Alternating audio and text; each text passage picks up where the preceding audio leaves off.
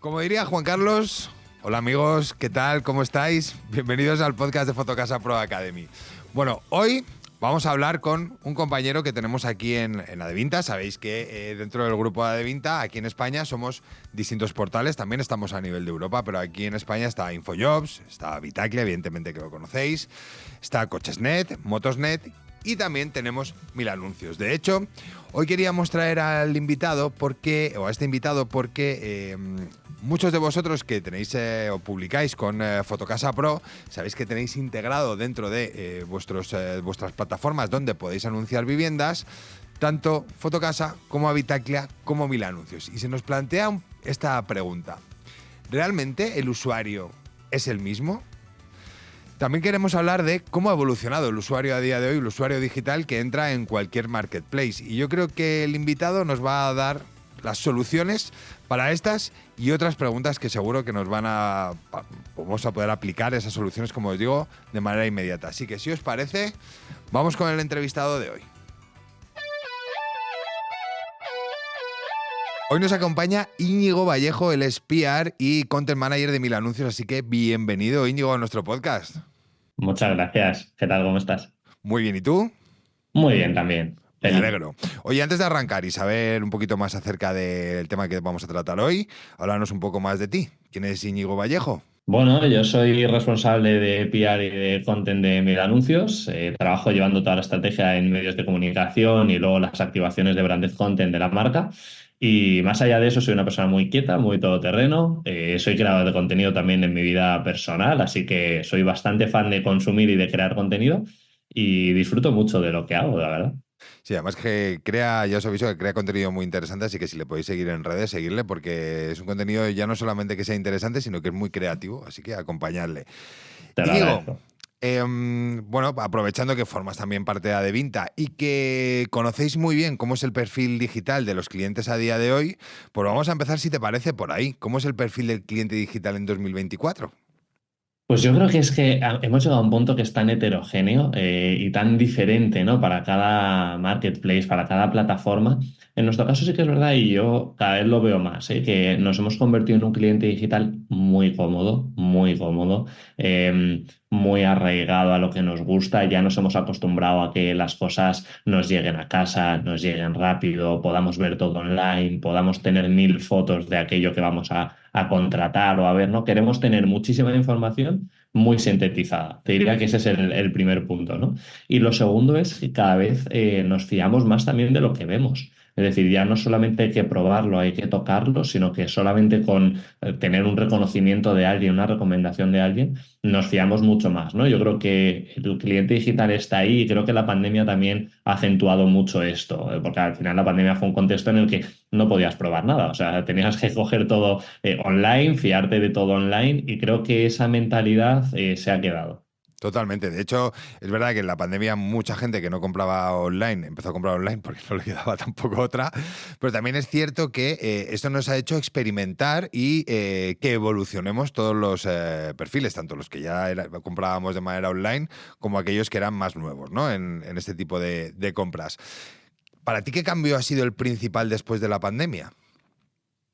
Pues yo te diría que creo que esto que comentaba de la comodidad, o sea, creo que antes de la pandemia aún éramos de, veo algo online, pero salgo a verlo, ¿no? Salgo a conocerlo. Ahora creo que ya no, creo que ya nos hemos acostumbrado mucho a envíos muy rápidos, a tener todo con 1000 fotos, si puede ser 3D, o sea, ya llegando a todo, ¿no? A VR, o sea, intentando visualizar al máximo todo desde casa con el mínimo movimiento posible. Te diría que es, creo, el cambio más grande que hemos vivido en estos últimos años. Y hablando un poco de 1000 anuncios en sí, antes avanzabas que cada marketplace es diferente, tiene una audiencia diferente. De hecho, nosotros, por ejemplo, quizá las personas que están conectadas al podcast lo que más suelen usar a la hora de publicar sus inmuebles, pues suele ser, por ejemplo, publicar en Fotocasa y en Habitaclia, pero en 1000 anuncios también lo hacen. ¿Cómo dirías que es la audiencia que está en vuestra plataforma, en vuestro marketplace? ¿Cómo dirías que es el usuario que accede a 1000 anuncios? Pues en general tenemos un usuario muy heterogéneo, muy grande en cuanto a rangos, ¿no? Porque estamos hablando de personas que tienen desde 20 años hasta 55 o 60 años, o sea, tenemos rangos muy amplios, pero sobre todo estamos hablando de un perfil adulto, es decir, un perfil que está, de hecho, en un momento de vida en el que se está independizando muchas veces, ¿no? De hecho, yo creo que ahí está también mucho la relación con Fotocasa y con Habitaclia, que al final estamos hablando de un perfil de 25-34, 34-45, ¿no? De perfiles que o bien se están independizando o ya se han independizado y empiezan a tener familias, a construir familias e impactamos mucho en esos momentos de la vida, ¿no? O sea, estamos hablando de cuando alguien encuentra su casa pues en un rango más de 25-34, empieza a independizarse y empieza a mueblar su casa, ¿no? Pero luego cuando empieza a tener a lo mejor peques y empieza a comprar bicicletas, empieza a comprar patinetes, empieza a comprar una PlayStation, empieza a comprar su primer teléfono, empieza a renovar su teléfono. Entonces es verdad que estamos un poco en ese rango, ¿no? De edad, pero sobre todo en ese rango de comportamiento. A mí me gusta mucho pensar que esto ya no va de edades porque hoy en día la persona que tiene 40 y la que tiene 20 pueden estar consumiendo exactamente lo mismo, ¿no? Y estar comprando exactamente lo mismo, pero a nivel de comportamiento te diría que es ese momento de vida, ¿no? Y otra pregunta que te quería hacer es, ¿en qué se fija, ¿no? Ese usuario? Porque es verdad que nosotros tenemos compañeros dentro de la casa que son los de UX, que saben exactamente, oye, pues cuando entra un usuario a cualquier plataforma, hace esto, hace lo otro. Realmente, cuando entran a 1000 anuncios, ¿en qué se fija lo primero? Es decir, ¿qué es lo importante a la hora de redactar un buen anuncio en vuestra plataforma? Pues yo diría que sobre todo el usuario se fija en lo que ve. Es decir, ¿y a qué me refiero, no? Con lo que ve, se fija en las imágenes, se fija en las descripciones, se fija en que se parezca al máximo. O sea, tenemos que empezar pensando quién es la persona, ¿no? Que está publicando una oferta o que está buscando algo en Mil Anuncios o en cualquiera de estos portales. Y es, al final son personas, no son un e-commerce, ¿no? Sino que son personas contactando a personas, profesionales contactando a particulares o entre particulares, pero siempre estamos hablando de esas personas, ¿no? Entonces, ¿qué buscamos? Esa relación de cercanía, por supuesto, pero con un nivel de descripción y de imagen mayor. Buscamos mucha foto y buscamos fotos bien hechas, buscamos descripciones que sean muy detalladas, que hablen de realmente lo que importa, ¿no? No buscamos cosas extensas, es decir, hay descripciones de 4 o 5 líneas que te puede convencer mucho más que una de 40, ¿no? Porque al final lo que buscamos es resolver una necesidad. ¿Cuál es la necesidad que tengo? Por ejemplo, estoy buscando un inmueble. La necesidad primordial va a ser cuántas habitaciones tiene, cuántos metros tiene, cuántos baños tiene, dónde está ubicado, qué necesidades tiene, en qué situación se encuentra, ¿no? Pero hay gente que a lo mejor se pone a explicarte cómo es el espejo del segundo baño. Bueno, pues probablemente eso no haga falta, ¿no? Probablemente eso sea una fase más de la visita o de cuando ya estamos entrando en otro tipo de detalles o en una conversación, ¿no? Que se genera entre una persona y otra. Pero te diría sobre todo que nos fijamos en lo que vemos. O sea, ahora mismo el usuario le entran las cosas por los ojos y creo que eso es súper importante que nos hagamos a la idea de ello. Y el que entre un usuario, o sea, que le entre un anuncio por los ojos, evidentemente, como tú decías, tiene mucho que ver la parte de las fotografías, ¿no? Esas fotografías, pues tienen que ser, evidentemente, atractivas. Pero no sé cómo ves tú también que tienen que ser realistas. Hombre, claro, tienen que ser realistas porque si no, al final nos estamos engañando a nosotros mismos. Me refiero, evidentemente, si yo no te hago una foto realista, no te digo que te engañe, ¿no? Sino que pues pongo un ojo de pez, hago la foto desde un ángulo muy concreto, desde el que se va a ver muy bien, etcétera, es que la persona lo va a acabar viendo. O sea, va a acabar viniendo a la visita y va a acabar diciendo es que no me gusta, es que es más pequeño de lo que me imaginaba, es que tal. Entonces yo creo que cuanto más realista mejor, porque también estás tú mismo haciendo un filtro. O sea, estás tú mismo diciendo, en vez de 50 me están contactando 10, pero de los 50 que me van a contactar me van a coger 5 y de los 10 que me están contactando por ser realista, a lo mejor me cogen 8, ¿no? Al final son contactos de mucha mayor calidad, ¿no? Es decir, ¿para Hombre, qué vamos a claro. hacer 10 visitas y 8 me van a decir que no? Pues prefiero hacer 4 y tengo el 50% de éxito, ¿no? Totalmente. Nosotros se lo decimos mucho a los usuarios que sea para un inmueble o sea para un móvil, o sea, es mejor que hagas una foto desde cada perspectiva y le enseñes todo ya de base a la persona porque te estás ahorrando muchos mensajes, te estás ahorrando muchos mareos, te estás ahorrando mucho tiempo tuyo que directamente vas a ir a la calidad. Y luego hablabas de las descripciones y fíjate, no sé si sabes que en el mundo inmobiliario hay un falso mito, yo digo falso porque creo que es falso, que dicen que los clientes no leen las descripciones. ¿Tú qué opinas de esto? Bueno, mira, yo ya no te digo solo como PR en Content Manager de mil anuncios, te digo también como usuario que ha buscado en muchas casas, usuario que ha buscado muchas casas y que utiliza nuestros portales a través de Fotocasa, a través de Habitat de mil anuncios para buscar casas. Te digo que sí, claro que leemos las descripciones. O sea, tú imagínate alquilar una casa o comprar una casa sin leer la descripción. A ver. Me refiero, si tienes 10 millones de euros de sobra, ¿sabes? Pues a lo mejor no necesitas leer la descripción, ¿no? Porque te da un poco igual, pero en general le tenemos mucho cariño al dinero, y le tenemos mucho cariño a nuestro tiempo, ¿no? Entonces, yo sí que creo que leemos las descripciones y de hecho nosotros con nuestros usuarios lo que más trabajamos es que la gente trabaje bien sus descripciones, porque creo que es fundamental. Totalmente de acuerdo. Yo fíjate que creo que esta opinión se tiene porque es verdad que tú que has buscado casas muchas veces, pues quizá el primer día que realizas la búsqueda, yo siempre digo que todos los inmuebles que hay, todas las viviendas que hay, para el usuario son nuevas. Es decir, el primer día que haces una búsqueda, claro, te metes en una zona, te aparecen 15 inmuebles, los 15 inmuebles para ti son nuevos, ¿no? Es decir, no los conocías anteriormente. Por lo tanto, es verdad que igual cuando solicitas información y te contesta el profesional o el particular, da igual, en este caso, pues claro, quizás no recuerdas exactamente cuál era la vivienda a la cual se está refiriendo esa persona. Pero sin embargo, cuando ese usuario ya está más experimentado, ya ha evolucionado y ya ha hecho evidentemente más búsquedas, es probable que cuando te haga una solicitud de información acerca de una determinada vivienda en este caso, o de un determinado anuncio, pues ya sepas realmente a qué te estás refiriendo, ¿no? Sí, de hecho a mí me ha pasado, ¿no? Que te contactan, oye, soy de esta casa.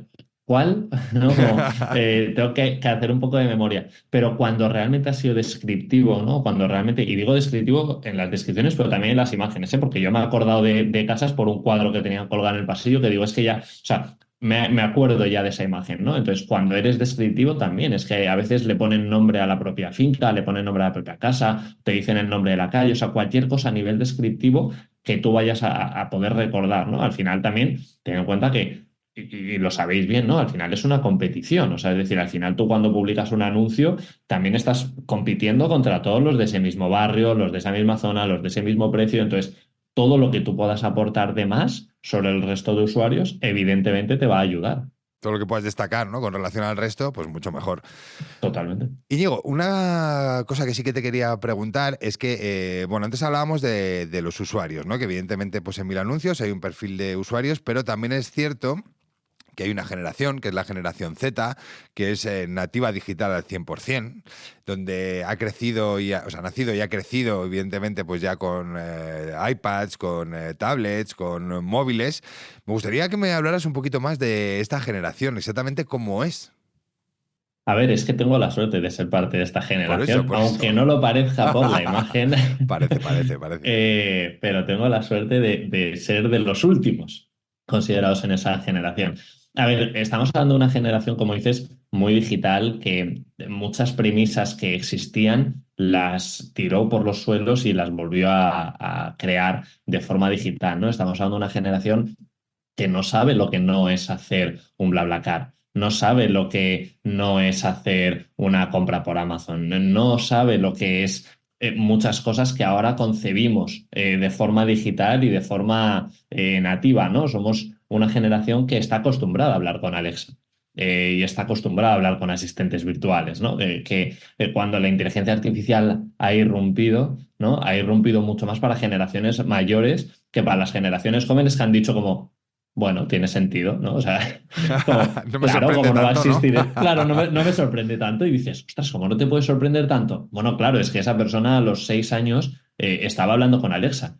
Entonces, no se diferencia tanto, entiéndeme, dentro de un contexto, la diferenciación a nivel tecnológica. Entonces, es verdad que estabas hablando de una generación muy digital, muy cómoda y sobre todo te diría que a lo mejor, por dar un punto así diferencial, muy impulsiva. Estamos hablando de una generación que quiere todo para allá, que lo quiere ahora, que si está buscando casa espera encontrarla en 2 semanas y espera que sea a su coste, ¿no? También estamos hablando de una generación que tiene muchos problemas ahora mismo para adquirir productos de alto valor, ya sea un coche, ya sea una casa, ya sea cualquier cosa de alto valor, porque estamos en un contexto en el que lo tiene muy complicado, ¿no? Y las ayudas son pocas. Entonces es verdad que hay una frustración que muchas veces siente esa generación, ¿no? Entonces yo creo que tenemos que trabajar intentando entender que esa persona de por sí va a llegar con una frustración, va a llegar con una necesidad y que todo lo que podamos ayudarle va a ser algo que probablemente sea muy agradecido, ¿no? También hablamos de una generación que suele ser agradecida de las marcas a las que le debe lealtad,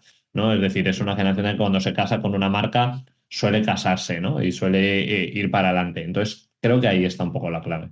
De hecho, si te parece, vamos a seguir hablando de este tema, de generar comunidad, ¿no? Y de dar cosas a esos usuarios, a esas personas, que al final los usuarios son personas que realmente valoran. Y es que, aprovechando que tú también, aparte de generar contenido, pues en Mil Anuncios también lo haces a nivel personal, pues sí que me gustaría hablar un poco de la importancia que tiene todo esto, porque quizá también para las marcas, ya sean marcas más grandes o marcas más pequeñas, marcas más locales, también podemos hacer tribu, ¿no?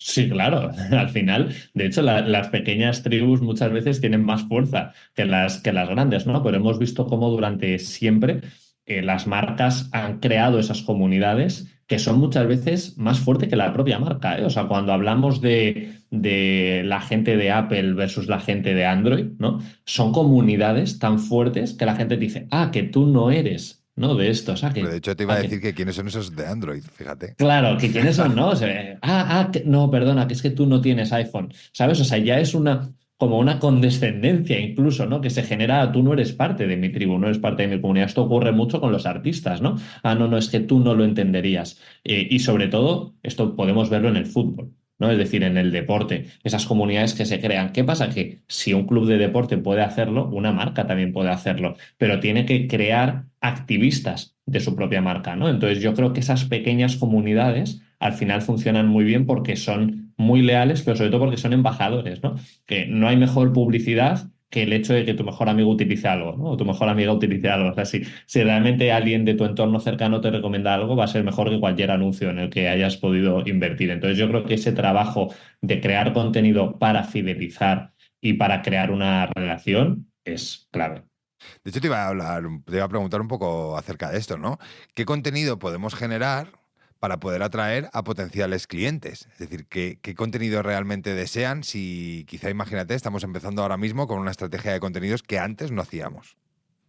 Hombre, pues yo creo, si hablamos de una estrategia de contenido, si no de una estrategia de publicidad, yo diría que el primer paso es no hacer publicidad, ¿no? Es decir, si hablamos de una estrategia de contenidos, es una estrategia en la que la marca debe ser la facilitadora de la creación del contenido, ¿no? Debe ser la facilitadora de que el usuario llegue a entretenerse, a aprender, a entender, ¿no? Una realidad a través de un contenido que la marca le facilita, le dispone. Y yo creo que ahí es importante que la marca no sea la que se publicita, ¿no? Sino simplemente la que facilita. Entonces, creo que el primer paso para crear ese contenido es pensar en cómo nosotros nos conectamos con nuestro usuario, qué terreno, qué territorio hay, ¿no? En el que el usuario y yo podemos coincidir, podamos estar en la misma sala y yo le pueda estar contando algo de igual a igual, ¿no? No le estoy contando, mira qué precio tengo, no, mira cuántos metros tengo, no, no, te estoy contando lo que tú puedes vivir si vives conmigo, ¿no? Entonces, para mí esa parte es clave. Y dentro de eso, evidentemente, un formato vídeo, por ejemplo, es algo que hoy en día es más que necesario, ¿no? Es decir, ya hemos dejado atrás las imágenes que son descriptivas y que vienen muy bien para describir, pero el vídeo viene muy bien para empatizar, para conectar, para que tú realmente vivas lo que yo estoy viviendo, ¿no? Con mis ojos. Creo que esa parte es fundamental para cualquier estrategia de contenido. Claro, lo que pasa, Íñigo, es que tú has nacido en esta época súper digital y donde teníais vídeo constantemente. A los de mi generación nos ha costado mucho el hecho de grabarnos en vídeo. O sea, yo de hecho recuerdo el primer día que me dijeron, Ismael, tienes que grabar una formación en vídeo, y dije, ¿cómo? O sea, yo me puse un poquito de los nervios. Entonces, ¿cómo se enfrenta a alguien? ¿O qué consejo le darías, mejor dicho, a alguien que nunca se ha enfrentado a grabarse en vídeo, a generar contenido en este tipo de formatos? Bueno, eso lo he vivido yo también, ¿eh? O sea, es decir, al final nosotros de pequeños jugábamos al Snake y nuestros móviles no tenían cámara de vídeo, pero es verdad que cuesta, sí, efectivamente. Yo creo que aquí la clave, y yo esto lo he hecho mucho, ha sido el grabarme. el grabarme yo a mí mismo, o sea, el ponerme a grabar, ponerme a hablar yo a cámara en casa sin nadie viéndolo y luego vérmelo y decir, no me gusta esto que hago, venga, voy a hacer esto otro, venga, voy a hablar al espejo. Parecen tonterías y durante los primeros días te sientes tonto haciéndolo, pero es verdad que hay un punto en el que aprendes mucho y te diría mucho más, te conoces mucho, ¿vale? Es decir, al final te acabas conociendo tú a ti mismo porque acabas conociendo las muletillas que tienes, acabas conociendo las expresiones que tienes, acabas conociendo determinadas formas de hablar que tienes y yo creo que eso es algo muy importante, ¿no? Entonces, yo creo que lo primero, sobre todo, es intentar no caer en la creencia de perder el miedo, porque el miedo lo sigo teniendo yo cada vez que me pongo delante de un medio de comunicación o delante cada vez que me pongo una cámara,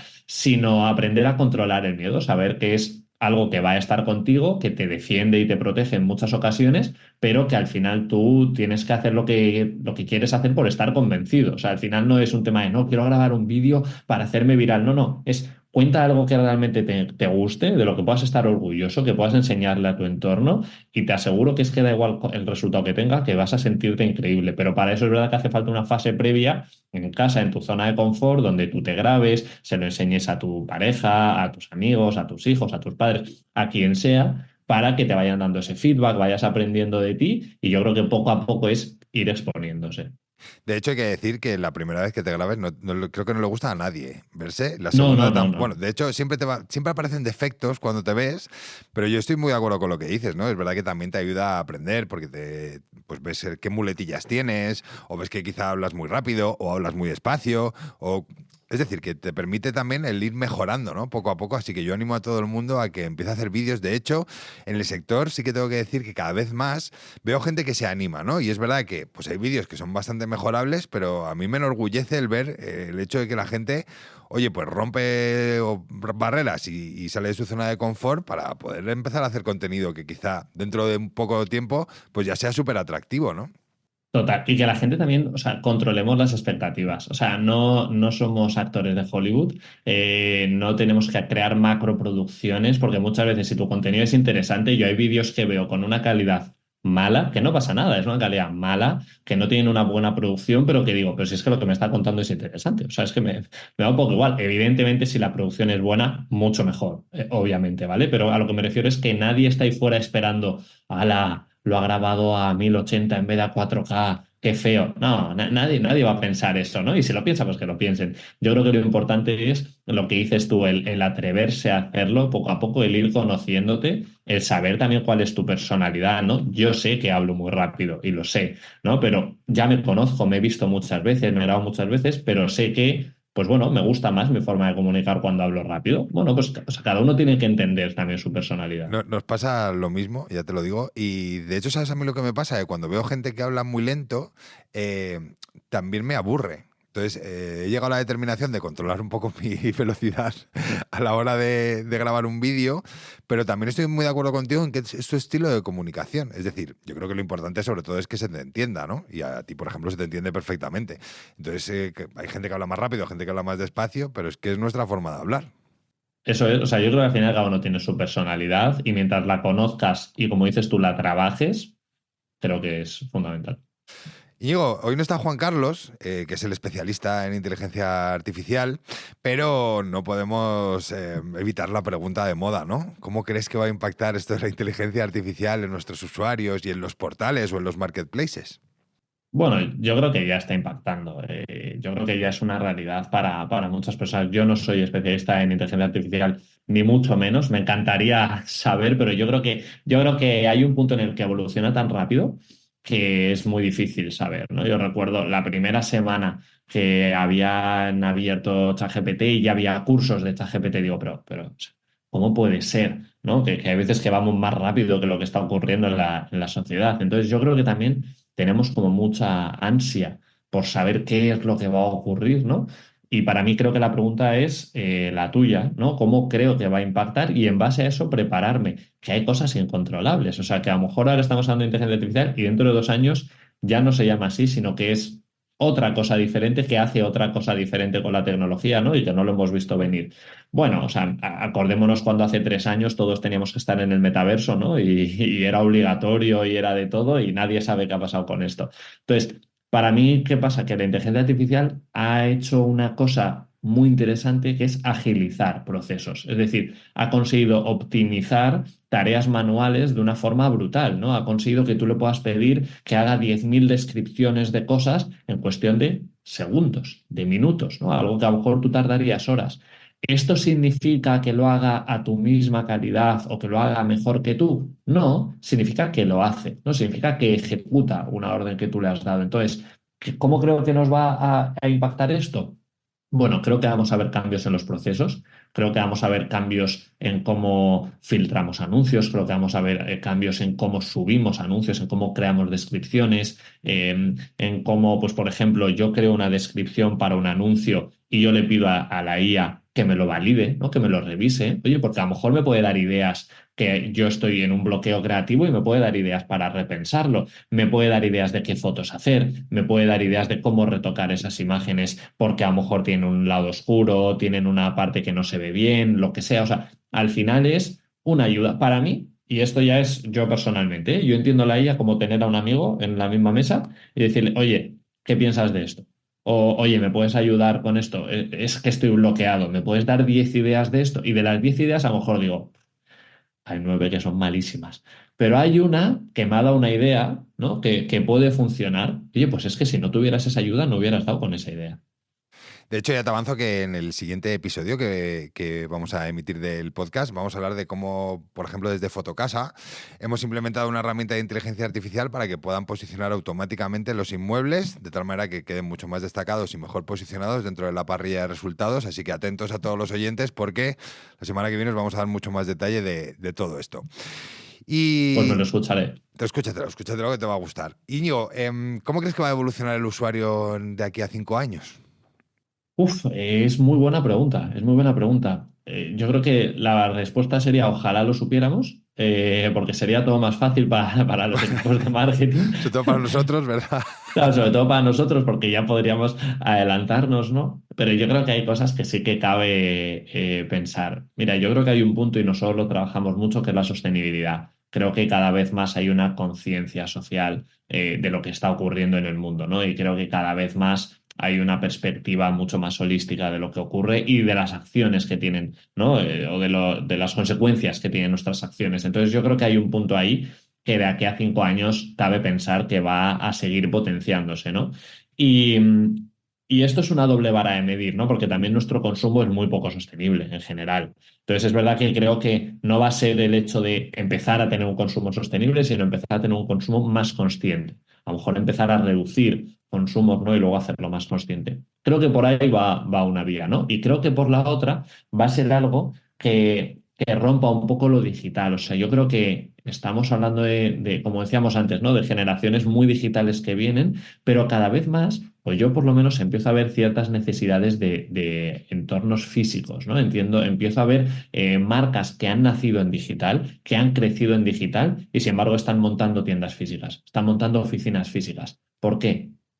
¿Por qué hacen esto? Si han nacido en digital, han crecido en digital y llegan a millones de personas, ¿por qué ponen una tienda en una ciudad que no llega ni a un cuarto de la gente que entra en su tienda online, ¿no? Yo creo que es porque empieza a haber esa necesidad de sacarlo al exterior, ¿no? De lo que es online tampoco existe tanto. Entonces yo creo que mucha gente necesita ver esa segunda parte porque al final necesitamos ver para creer. O sea, al final, ¿por qué yo veo una casa y no la contrato desde casa? Porque necesito ver para creer, ¿no? Entonces, yo creo que esa parte va a cambiar mucho. Totalmente, porque fíjate, estoy totalmente de acuerdo con lo que dices, que hemos pasado, evidentemente faltaba mucho desarrollo, ¿no? Por parte de la compra digital, de la compra online, acabamos de empezar como se dice, ¿no? Pero sí que es cierto que la experiencia que tú tienes en una tienda física no tiene nada que ver con la experiencia que tú tienes a nivel online. No solamente porque puedes ver lo que vas a comprar, sino también por el trato que te da tu asesor, tu agente, tu vendedor, ¿no? Es decir, al final la experiencia es totalmente diferente y se puede combinar ambas experiencias. Sí, claro, claro. O sea, se puede y muchas veces se debe combinar, porque si no solamente en una se queda cojo, ¿no? Y lo que decíamos antes, en un entorno tan competitivo en el que tengo que competir con tanta gente, cuantos más puntos de contacto pueda tener con mi usuario, al final, pues probablemente más carrerilla vaya a tener. Claro. Bueno, Íñigo, vamos con la última pregunta, y es que esto es un clásico de nuestro podcast. Como sabes, Fotocasa Pro Academy es un proyecto de formación y nos gustaría, bajo tu punto de vista, que nos recomendaras a estas personas que están ahora mismo conectadas a este podcast en qué podrían hacer para mejorar en su desarrollo profesional. Pues mira, yo creo que, y hablábamos algo de esto, un poco antes, pero es una reflexión que yo personalmente me he hecho mucho estos últimos meses, que es el miedo. O sea, yo creo que al final la parte del desarrollo profesional muchas veces se ve parado por el miedo, por el que me van a decir, que van a pensar, que van a obligarme a hacer, cómo va a quedar esto. Si quitamos todas esas preguntas y las sustituyes por ¿y si lo hago? Creo que muchas veces avanza, ¿no? Entonces, para mí un consejo a nivel de desarrollo profesional es, ostras, intentemos, tampoco seamos pollos sin cabeza, ¿eh? Pero intentemos perderle el miedo muchas veces a las cosas porque es que hasta que no fallamos no aprendemos muchas veces. Entonces, yo creo que al final ese desarrollo profesional parte por dar un paso adelante, por ser arriesgado, ¿no? Que hay veces que dices, ya, pero es que si me arriesgo a lo mejor pierdo. Ya, bueno, pero tampoco quiero nadie en el equipo que no se arriesgue, ¿no? Nadie quiere nadie que no se arriesgue. O sea, en general no queremos gente, plantas puestas en casa, ¿no? Que no se muevan. Yo creo que ahí es muy importante el desarrollar esa capacidad de afrontar el miedo y de entenderlo, ¿vale? Eso te iría por un lado. Y luego la segunda, el atreverse a probar, lo que decíamos antes, oye, es que quiero crear contenido, créalo. Es que no lo va a ver nadie. ¿Y qué? Me refiero, o sea, hazlo porque tú quieres y si no lo ve nadie, pues no lo ha visto nadie. A los 2 meses paras, que lo ha visto alguien, oye, pues sigues. Oye, es que no quiero crear contenido, lo que quiero es lanzarme a montar una tienda. Bueno, o sea, móntala. Evidentemente, pues probablemente no tengas 500.000 euros para montar una tienda en Gran Vía en Madrid, ¿no? Pero a que sí tienes para ir aprendiendo a hacer una página web. A que sí que tienes para comprarte una cámara y poder empezar a hacer vídeos. A que sí tienes. Entonces, esa parte para mí te diría que me ha ayudado mucho, ¿no? Y yo es verdad que hay muchas veces que por miedo he dejado de hacer cosas y luego me he arrepentido muchísimo, pero pocas veces me he arrepentido de las cosas que sí que he hecho, ¿no? De las cosas que he dicho, buah, pues al final me atreví, me dijeron que ni loco y bueno, pero lo he intentado. Nadie te va a tener nunca o te va a poner una cruz por haberlo intentado, o muy pocas personas. Pues Íñigo, muchísimas gracias por haber estado en esta entrevista. Ha sido un placer. Evidentemente, sobre todo compartir con compañeros es todo un gusto y nos vemos prontito. Seba, muchísimas gracias a ti por hacer esto, por esta iniciativa que me encanta y por habernos invitado. Nada, un placer. Cuídate mucho.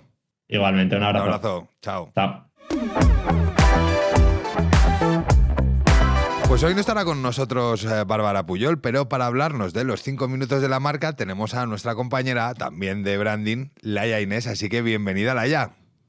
Hola, ¿qué tal? Hoy te estrenas con nosotros, ¿eh? Hoy me estreno. Qué presión. No te preocupes. Al final, nos estaba hablando Bárbara en estos días, bueno, pues distintas campañas que podrían hacer las agencias inmobiliarias. No sé de qué nos vas a hablar tú hoy. Pues hoy os vengo a hablar sobre publicidad en redes sociales. Publicidad pagada en redes sociales, en diferentes tipos de redes sociales. Así que, bueno, 5 minutos, no me voy a extender mucho. Es un mundo muy extenso, pero bueno, voy a dar como unos cuantos tips y algo de iniciación y ya está. Hay diferentes cosas que tenemos que tener en cuenta, que es para mí las redes sociales hoy en día son un must en toda estrategia de comunicación de cualquier agencia inmobiliaria, porque primero por el alcance. O sea, hoy en día todo el mundo está en redes sociales, tiene un alcance brutal. O sea, ¿quién no tiene Instagram, quién no tiene Facebook, quién no tiene TikTok, YouTube, LinkedIn? Entonces, en función del tipo de agencia que tú tengas, tú debes saber un poco qué cliente tienes y dónde está tu cliente. Me refiero, si tú te diriges o tu cartera de inmuebles son principalmente de alquiler, tendrás que ir a un lugar, o sea, unas redes donde están más los jóvenes, pues como puede ser Instagram o puede ser TikTok. Si vendes viviendas de lujo, puedes ir a Facebook, LinkedIn, son redes sociales que tienen un público más adulto o con un poder adquisitivo seguramente mayor. Facebook, Instagram, pues para compradores de vivienda o segunda residencia, compradores de primera vivienda, TikTok o Instagram también porque está ahí el público joven. ¿Qué tienen las redes sociales que no tienen otros medios que ya os ha podido hablar Bárbara? Pues como hay medios exteriores como autobuses, MUPIs, o la tele. Primero, los costes. Estamos hablando de costes súper buenos. Y segundo, la capacidad de segmentar, que las redes sociales te permiten segmentar de una manera increíble que no te permite hacerlo otros medios más convencionales como los que ya te he dicho. Al final las redes sociales cogen como los comportamientos que tú llevas a cabo en tu día a día, en todas tus redes sociales, cuáles son tus intereses, cuál es tu zona geográfica. Entonces, si tú, por ejemplo, eres una agencia, pues tienes que segmentar al máximo cómo es tu cliente. Nadie mejor que tú conoce a tu cliente. Entonces, tú pues, puedes poner desde el código postal, si es una inmobiliaria de barrio, pues el código postal del pueblo. ¿Cómo es tu cliente? Si busca compras, si busca alquiler, cómo se comporta, si ha visitado otras páginas de inmobiliarias. Entonces, al final, tú estás atacando a un público que sí o sí va a estar interesado en tu marca o en tu producto, en lo que tú ofreces. Puedes abrir el abanico todo lo que puedas, pero también lo puedes cerrar todo lo que tú quieras y al final vas a impactar a un cliente que es como más caliente porque va a estar más interesado en tu producto. Hay diferentes tipos de campaña. Puedes hacer una campaña de alcance, que al final es notoriedad, que la gente te conozca, que tu marca esté en el top of mind, que cuando piensen en una inmobiliaria les venga a la cabeza tu nombre, o campañas de lead o visitas a la página web. Al final Facebook, por ejemplo, te ofrece una opción súper buena. Facebook, cuando hablo de Facebook me refiero a Instagram y Facebook, o sea, Meta, el entorno sí. Entonces, por ejemplo, Facebook te ofrece algo súper bueno que es tú publicas un anuncio y sin redirigir al usuario a tu página web, allí te crea dentro de Facebook como un formulario para que el usuario te deje su información, o sea, su información de contacto. Entonces, para ti eso ya es un lead, porque es gente que ya está interesada en ese inmueble que tú estás anunciando y que puedes contactar directamente con esa persona. O sea, es información sobre un cliente potencial. Y eso otros medios más convencionales ni por asomo te lo ofrecen. Entonces, para mí lo ideal sería hacer un mix entre campañas de alcance para que la gente te tenga en el top of mind y campañas que vayan a leads o a tráfico a tu web en función de los objetivos que tengas tú también como agencia inmobiliaria. ¿Qué nos ofrece también las redes sociales que no nos ofrecen otros medios más convencionales? El poder llevar un seguimiento diario del presupuesto que te estás gastando y de cómo está performando tu campaña. Es decir, tú puedes establecer un presupuesto máximo diario que te quieres gastar, pongamos 100 euros. Es decir, hoy no me quiero gastar más de 100 euros. Pues las redes sociales no se van a gastar más de ese dinero. Y puedes ir optimizando. Si hoy no te está funcionando la campaña, tú pones un inmueble o tú pones una creatividad y esta campaña no te está funcionando, tú la puedes pausar y no estás asumiendo el riesgo que te puede asumir, pues, por ejemplo, un autobús, que, por ejemplo, Juan Carlos lo comentaba en otro episodio que decía, yo tenía un compañero que tenía una cadena de gimnasios y la creatividad no le funcionó porque tenía muchos bullet points.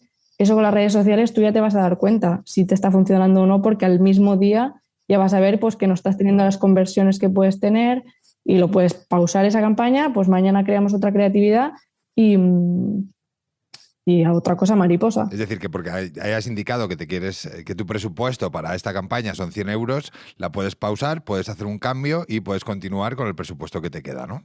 Claro, o sea, las redes sociales al final te permiten llevar ese seguimiento diario y optimizar. Pues también, por ejemplo, en el caso de los inmuebles, si tú estás haciendo o estás poniendo dinero para que la gente vea un inmueble en concreto, si ese inmueble mañana se vende, lo podrás pausar. O sea, aquí puedes como afinar al máximo tu búsqueda, es decir, yo puedo poner pago a un inmueble para darlo a conocer, que la gente vea que lo tenemos en nuestra cartera de inmuebles y si ese inmueble mañana ya no está, yo lo paro, cosa que un autobús o un Moovit no vas a poner fotos de esa casa para venderla. Entonces, bueno, las redes sociales en ese sentido son como mucho más flexibles, puedes llevar un control diario. También tema creatividades. Si tú estás haciendo marca, ten muy en cuenta qué vas a poner en las creatividades. Pues, ¿qué estás ofreciendo en comparación con otras inmobiliarias? qué servicio das, dónde te encuentras, cuál es tu número de teléfono por si te quieren llamar. Al final, como la propuesta de valor que tú estás ofreciendo a esa persona que está viendo ese anuncio. ¿Qué me va a aportar a mí como posible compradora de una vivienda? En cambio, si tú buscas leads, si tú buscas contactos a un inmueble y tú pones pago, un pequeño presupuesto para cada uno de los inmuebles que tú tienes en tu cartera, al final lo que vas a necesitar es que esa gente contacte con con el asesor para visitar ese inmueble. Entonces, al final dependerá mucho del objetivo. Por ejemplo, si estamos intentando vender un inmueble, ¿qué haría yo? Un house tour de la casa, un vídeo en vertical, que es lo que más adora las redes sociales en este momento, tanto TikTok como Instagram Reels. Haces un house tour de la casa y se ve pues fenomenal, con una musiquita, súper ameno, puede ir acompañado pues del asesor que te vaya contando detalles de la casa, o un carrusel de fotos de las mejores partes de la casa. Entonces, la persona que está viendo ya se puede hacer una idea de cómo es ese inmueble. Entonces, cuanto más información le des, más interesado puede estar el cliente que te acabe llegando el contacto. Así que nada, eso para mí es como lo fundamental de las redes sociales, que te ofrecen versus otros posibles canales digitales o más convencionales. Y para mí eso es lo ideal. YouTube, por ejemplo, también es un muy buen medio para hacer publicidad. ¿Qué pasa? Al ser una plataforma de vídeo, necesitas que el vídeo que pongas sea de más calidad. O sea, no puedes poner un vídeo más cutre como el que podrías poner en TikTok, que es más canal TikTok, que puedes hacer tú mismo un TikTok, que no en YouTube, que son vídeos más profesionales, que seguramente te va a requerir una mayor inversión en producción de ese vídeo. Cosa que, bueno, para marca está muy bien. Ahora, un inmueble, no sé si te sale a cuenta conseguir, o sea, poner publicidad sobre ese inmueble en YouTube. Sí, Yo que iría más pues a el canales. retorno es menor, ¿no? Quizá. Claro, exacto.